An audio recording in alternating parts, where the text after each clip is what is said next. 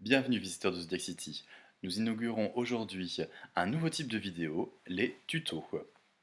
Au fil de ces vidéos, nous allons apprendre quelques théories et quelques techniques astrologiques afin de vous aider à démêler un peu par vous-même votre thème astral.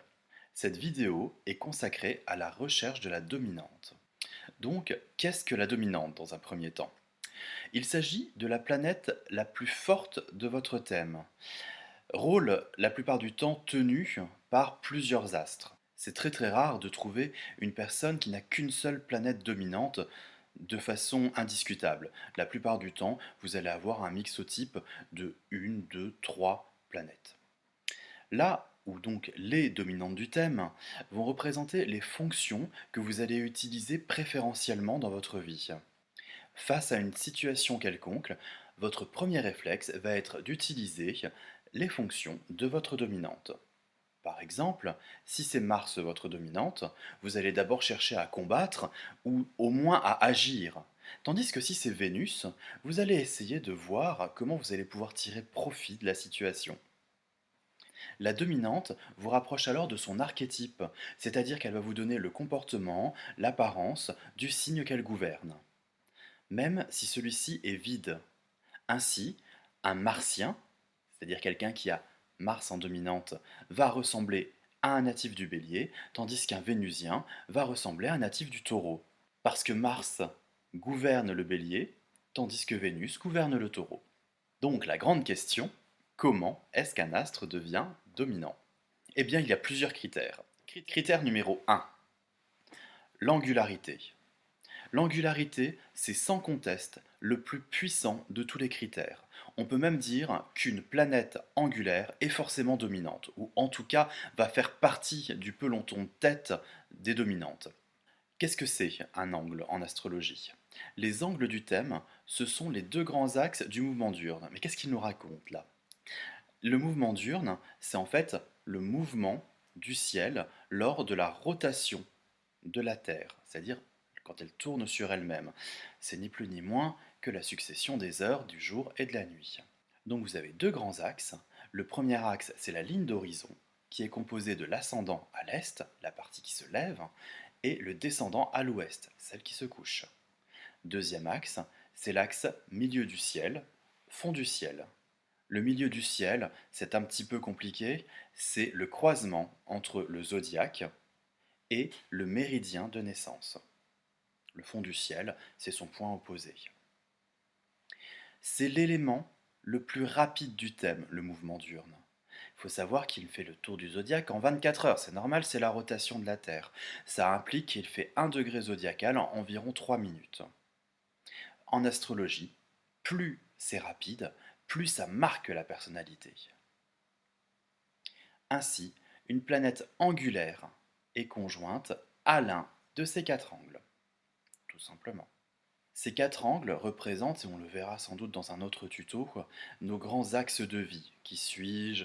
Où vais-je? D'où viens-je? Dans quelle étagère? Et tout ça. C'est dire à quel point un astre qui va s'y trouver, et donc va être impliqué dans un de ces questionnements philosophiques, va être important dans votre vie. Il faut quand même préciser que l'ascendant et le milieu du ciel sont largement plus puissants que le descendant et le fond du ciel. Les éventuelles planètes ascendantes, notamment, sont celles qui vont vraiment signer la personnalité du natif. Je vous présente ici un schéma qui, contrairement à ce qu'enseigne la tradition astrologique, montre qu'il faut être généreux dans l'orbe. L'orbe, c'est la tolérance de la conjonction, c'est-à-dire le nombre de degrés qui permettent d'accepter une conjonction. Surtout si la conjonction, elle se fait après l'angle, en maisons cadentes. Les maisons cadentes, c'est les maisons 12, 9, 3 et 6. Traditionnellement, on dit que c'est les maisons angulaires les plus fortes. Les maisons 1, 4, 7 et 10. Hélas, la tradition semble s'être un peu plantée sur ce sujet-là, puisque les statistiques d'un certain Michel Gauquelin, qui est le seul document scientifique astrologique dont nous disposons, montrent que c'est la maison cadente qui est la plus forte. Et ça semble logique, tout simplement parce que on a l'énergie après avoir fait le plein, pas avant. C'est normal. Comme l'été est plus chaud que le printemps, alors que ça se passe après le solstice d'été. c'est-à-dire quand le soleil est au plus haut, quoi. Comme les heures de l'après-midi sont plus chaudes que les heures du matin, alors qu'elles se passent après que le soleil soit au zénith. C'est la même logique. Donc priorité aux maisons cadentes, et donc je vous laisse vous inspirer de ce schéma pour voir où est-ce que les planètes sont les plus fortes. Donc rien de bien compliqué pour les angularités. Si une planète est conjointe à un angle, elle gagne en puissance. Critère numéro 2. La conjonction avec un luminaire. C'est tout aussi facile à comprendre que l'angularité. Si une planète est conjointe à la Lune ou au Soleil, c'est eux qu'on appelle les luminaires en astrologie, oui, ils font de la lumière, eh bien elle va gagner en force. Pourquoi? Tout simplement parce que le Soleil et la Lune sont les fondements de la personnalité. Ils s'expriment toujours et en continu chez le natif. Une planète s'exprime automatiquement en même temps que celle à laquelle elle est conjointe. On comprend la logique. Le Soleil et la Lune s'expriment tout le temps. Une planète qui leur est conjointe s'exprime en même temps que systématiquement. Donc cette planète s'exprime tout le temps. Elle devient donc une dominante. Critère numéro 3. Les maîtrises. Alors là, ça va se corser. Chaque signe est gouverné par un groupe de planètes. On appelle ça les maîtrises en astrologie. Plus un signe est fort, c'est-à-dire plus il est rempli, plus ses maîtres vont devenir puissants. Comment ça marche? Un signe, c'est un archétype de comportement. Il utilise les fonctions de ses maîtres. Les planètes, ce sont des fonctions psychologiques. Donc toute planète qui se trouve dans un signe, elle va utiliser ses fonctions en fonction de l'archétype du signe, et donc va stimuler, va faire appel, va faire agir le maître du signe. Et là, il va falloir quand même qu'on déjoue quelques subtilités. La toute première, c'est quoi un signe fort? Évidemment, un signe fort, c'est un signe qui est rempli. C'est celui qui va comporter beaucoup de planètes, donc qui va marquer la personnalité du natif. La planète utilise ses fonctions selon le comportement du signe, qui lui utilise les fonctions de son maître. Donc plus il y a de planètes dans le signe, plus il y a de planètes qui vont solliciter le maître du signe. Sauf que tous les points du thème ne se valent pas. Certains sont plus forts que d'autres. Par exemple, les planètes très lentes du thème, Neptune, Pluton, Eris, mettent énormément de temps pour faire le tour du zodiaque. Elles ne sont pas utilisées quotidiennement par le natif, voire même des fois pas du tout, sauf si bien évidemment elles deviennent dominantes. Ce qui veut dire qu'un signe qui n'est rempli que par des planètes lentes sera moins fort qu'un signe qui n'a qu'un seul fondement de la personnalité. Les fondements de la personnalité, ce sont le Soleil, la Lune et l'ascendant. Ensuite viennent les planètes rapides, Mercure, Vénus, Mars et Cérès. Ensuite, les planètes semi-lentes, Jupiter, Saturne et Uranus. Enfin, les planètes très lentes, Neptune, Pluton, Eris. Là-dessus, il faudra également rajouter le milieu du ciel, ainsi que les nœuds lunaires, la lune noire, qui apportent des plus à peu près de l'ordre de Jupiter. Mais pour faire simple, et pour résumer, sachez que le signe lunaire, solaire et ascendant sont toujours parmi les signes forts. Dans ce petit exemple-là que je vous montre, on voit que la balance accueille Jupiter, Saturne et Pluton. Ces trois astres, ça peut paraître gros, mais ils sont lents. Jupiter met environ 12 ans pour faire le tour du zodiaque, là où Pluton, on va en mettre 250. Saturne, c'est une trentaine d'années quand même. Donc c'est des astres qui sont lents, qui ne marquent pas une personnalité s'ils ne sont pas dominants. Ainsi, la balance qui contient pourtant trois planètes se trouvera quand même moins forte que le signe ascendant, qui pourtant ne contient que l'ascendant. Deuxième subtilité sur les maîtrises. Les maîtres d'un signe ne sont pas tous logés à la même enseigne. Par exemple, pour prendre un signe dont à peu près tout le monde est d'accord sur les maîtrises, les poissons, il est gouverné par Neptune, Jupiter et Vénus. Sauf que Neptune, Jupiter et Vénus n'ont pas le même rôle dans les poissons. Chaque signe a un maître. On appelle le régent. Pour les poissons, du coup, c'est Neptune. C'est l'astre qui donne le comportement au signe, c'est son boss, c'est vraiment son chef, son roi. C'est lui qu'il faut utiliser en priorité et qui va être valorisé en priorité dans les dominantes. Viennent ensuite la planète d'intendance, un peu moins importante, elle correspond à une deuxième maîtrise et je dois vous avouer que euh, on pourrait remettre en question cette maîtrise. Et enfin, la planète d'exaltation, qui elle est un peu le top de l'évolution du signe, c'est son sens. Ce qui veut dire que dans un thème, il faut d'abord valoriser le régent, puis l'intendant, et enfin la planète en exaltation. Ce qui veut dire aussi que plus le natif va évoluer, plus il va incorporer au régent l'intendant, puis l'exaltation. Alors sachez qu'il existe de très nombreux systèmes de maîtrise, hein. Certains se contentent des planètes traditionnelles, hein, s'arrêtent à Saturne. Moi, ce n'est bien évidemment pas ma position, hein, il n'y a pas de raison que les autres planètes n'aient pas de maîtrise. Donc je vous propose celui que j'utilise et je vous engage à aller tester et regarder ceux d'autres professionnels. Attention cependant, une maîtrise ne sera jamais aussi forte qu'une angularité ou une conjonction luminaire. C'est-à-dire que si vous avez toutes les planètes en taureau, euh, Vénus sera peut-être très très forte, mais si à côté de ça, vous avez un Mars seul ascendant, Mars sera quand même plus fort que Vénus. C'est surtout très intéressant de voir les maîtrises quand vous voyez une récurrence parmi les signes dominants. Je vous donne un exemple. Si vous êtes par exemple Balance, ascendant Poisson, avec la Lune en Taureau, vous voyez qu'il y a une récurrence de Vénus qui participe à la maîtrise de chacun de ces signes. Vénus est régente du Taureau, intendante de la Balance et en exaltation en Poisson. Elle est là à chaque fois. Donc, on va déjà mettre une très bonne note à Vénus. A l'inverse, il faut savoir que les astres qui maîtrisent un signe se retrouvent en détriment dans le signe d'en face. Par exemple, Mars est maître du Bélier, il se trouve en exil, en Balance, qui est son signe polaire, le signe qui se trouve en face dans la roue du zodiaque. Ça veut dire que ce signe a du mal à solliciter les fonctions de cette planète. Eh bien c'est pareil. Si vous voyez qu'il y a une récurrence de détriment dans le thème, eh bien la planète partira avec un malus. Je vous donne un exemple.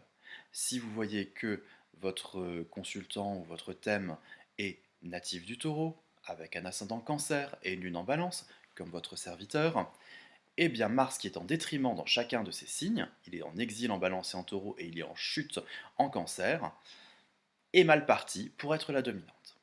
Critère numéro 4, les aspects. C'est un critère un petit peu moindre que les autres, mais il est très logique.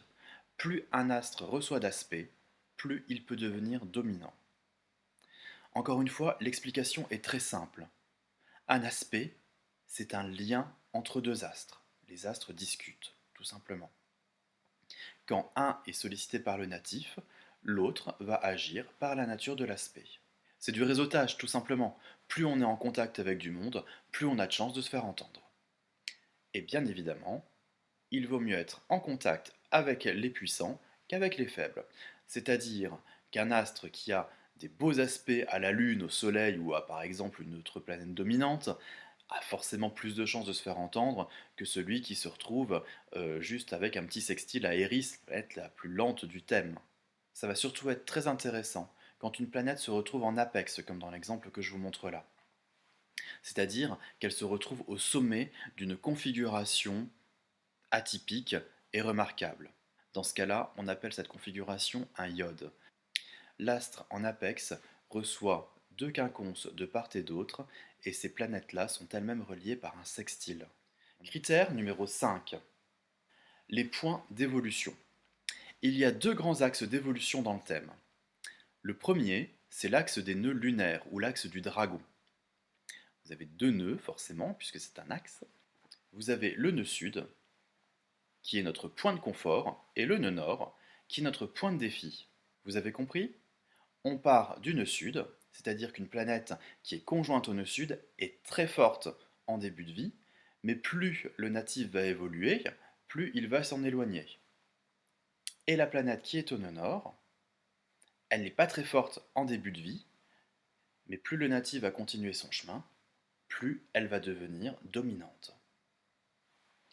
Le deuxième axe d'évolution, c'est celui de la lune noire. La lune noire, elle coupe comme une guillotine tout ce qu'elle touche. Le signe et les planètes qui y sont conjointes. Ça veut dire qu'une planète qui est conjointe à la lune noire n'existe pas pour le natif. Elle ne peut pas être dominante du coup, au début. Plus le natif évolue, plus il va à la recherche de sa lune noire, plus les planètes qui vont y être conjointes vont devenir fortes et même au centre de sa vie. Voilà, vous connaissez les 5 critères de dominance.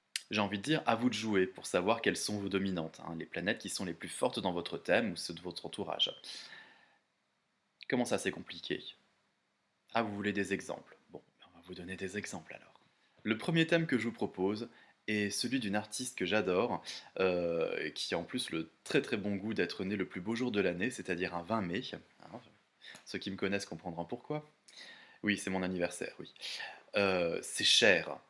Cher, elle est native du Taureau et ascendant Cancer, hein, comme votre serviteur. Hein, c'est peut-être pas forcément étranger au fait que je l'aime beaucoup. Voyons tout de suite son thème. Est-ce qu'il y a des planètes angulaires? Oui, vous voyez des planètes angulaires. Vous voyez tout d'abord Vénus. Alors là, vous allez me dire, ouais, elle est vachement loin de l'ascendant. Souvenez-vous que je vous ai dit qu'il faut utiliser des orbes très très larges, quand il s'agit surtout d'une planète en maison cadente. Regardez notamment la taille de la maison 12. On est sur une maison 12 très grande, Vénus n'est même pas à la moitié de la maison 12. Elle est clairement encore en train de se lever. Donc Vénus est une planète angulaire. On a également la Lune, qui elle est au descendant. Pas d'autres planètes angulaires. Regardons s'il y a des planètes conjointes au luminaire. C'est pas le cas. La Lune est toute seule, Mercure est vraiment trop loin du Soleil. Uranus aussi d'ailleurs. Hein. Mercure est à 13 degrés du Soleil. Une conjonction à un luminaire, vous pouvez prendre 10 degrés de tolérance. D'autant plus que Mercure ne se déplaçant jamais à plus de 28 degrés du Soleil, là on est déjà sur la moitié de son parcours. Donc Mercure n'est pas conjoint au Soleil. Regardons maintenant le jeu des maîtrises. Quels sont les signes dominants de Cher? On a déjà le Taureau, son signe solaire, qui accueille également Mercure. On a le Cancer, son signe ascendant, qui accueille également Saturne. Et on a enfin le Capricorne, son signe lunaire.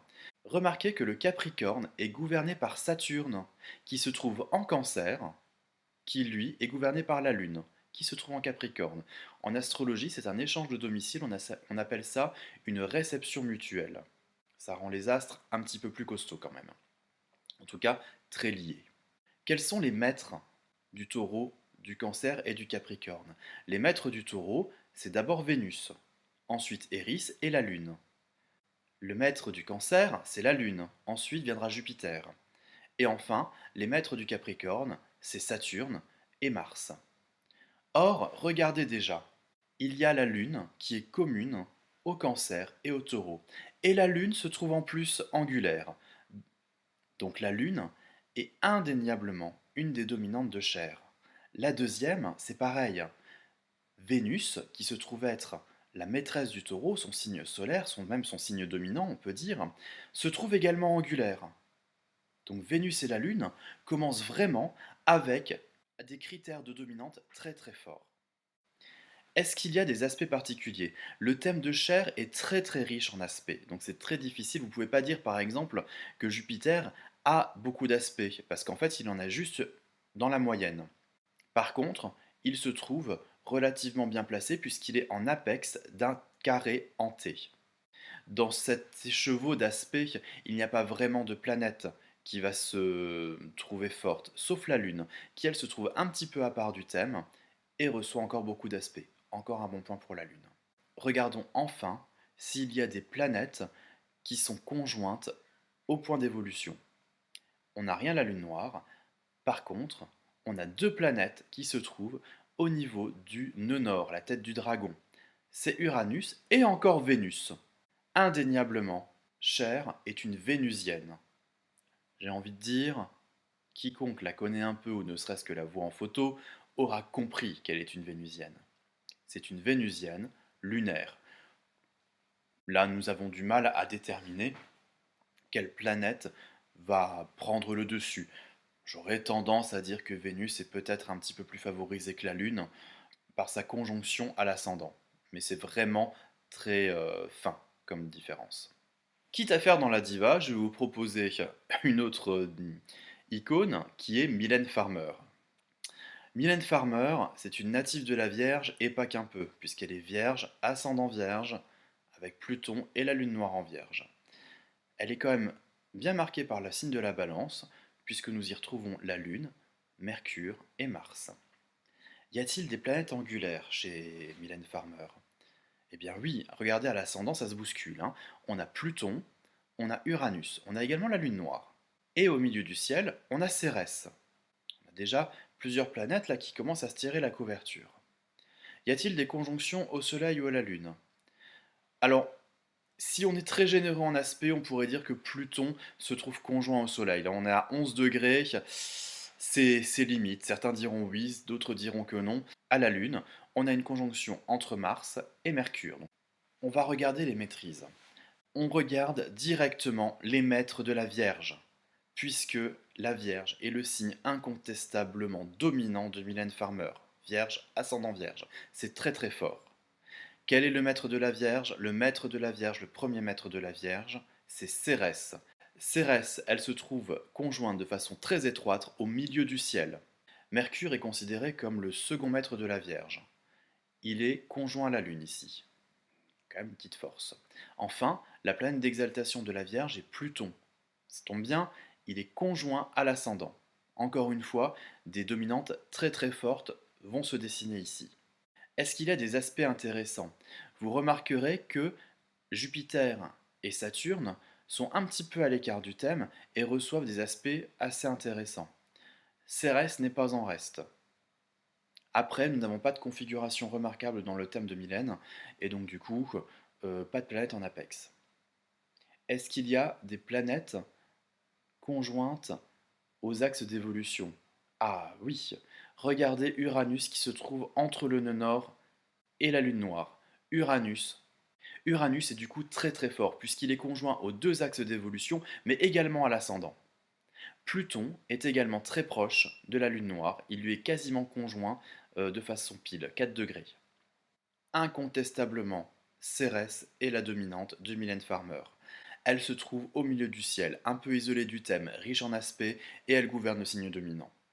Pluton arrive tout de suite après. Il est en exaltation en Vierge, le signe dominant. Il se trouve conjoint à la Lune noire, donc plus Mylène Farmer va évoluer, plus elle va récupérer son Pluton. Cela dit en passant, ça se voit quand même très très bien. Quiconque connaît un tout petit peu la star voit tout de suite le côté plutonien, c'est indéniable. Et enfin Uranus, qui va se trouver donc en troisième position parce qu'il n'a pas de maîtrise comparé à Cérès et Pluton. Par contre, Uranus deviendra extrêmement fort avec l'évolution de Mylène Farmer. C'est-à-dire que plus Mylène Farmer évolue, plus elle tend, plus elle devient uranienne. Pareil, c'est assez évident. On retrouve parfaitement la star dans ce trio de planètes, Cérès, Pluton, Uranus. Je tiens à attirer votre attention sur le fait que la Lune noire est angulaire, ce qui fait également de Mylène Farmer une lilicienne, c'est-à-dire une personne marquée par la Lune noire. Ça sera l'objet d'un autre tuto consacré à la Lune noire, mais vous avez des personnes dont la dominante est la Lune noire, c'est le cas de Mylène. Il faut savoir que chez les personnes dont la dominante est la Lune noire, c'est toujours Lune noire plus quelque chose. Et pour notre troisième exemple, quitte à faire dans la diva, on va bien sûr choisir Madonna. Madonna, c'est une lionne, hein, comme si ça se voyait pas. C'est une lionne, certes, mais extrêmement marquée par le signe de la Vierge, puisqu'elle est ascendant et lune en Vierge. Donc ça commence déjà très très fort, puisqu'elle a deux fondements de la personnalité en Vierge. C'est pas tout, elle a également Pluton, Mercure et Cérès en Vierge. En d'autres termes, les trois maîtres du signe sont dans la Vierge. C'est dire si Madonna, c'est une lionne à l'extérieur, mais une vierge à l'intérieur. Sachez que c'est un très très bon combo pour la réussite, hein, puisque ça lie l'ambition, la confiance en soi, la force du lion, avec tous les talents que l'on connaît à la Vierge pour ne rien laisser au hasard. Est-ce qu'on a des planètes angulaires chez Madonna? Ben oui, Pluton, Mercure, Cérès et la Lune. Rien que ça, qui sont toutes à l'ascendant. Est-ce que l'on a des planètes conjointes aux luminaires? Alors le Soleil, non, mais par contre la Lune, Pluton, Mercure, Cérès.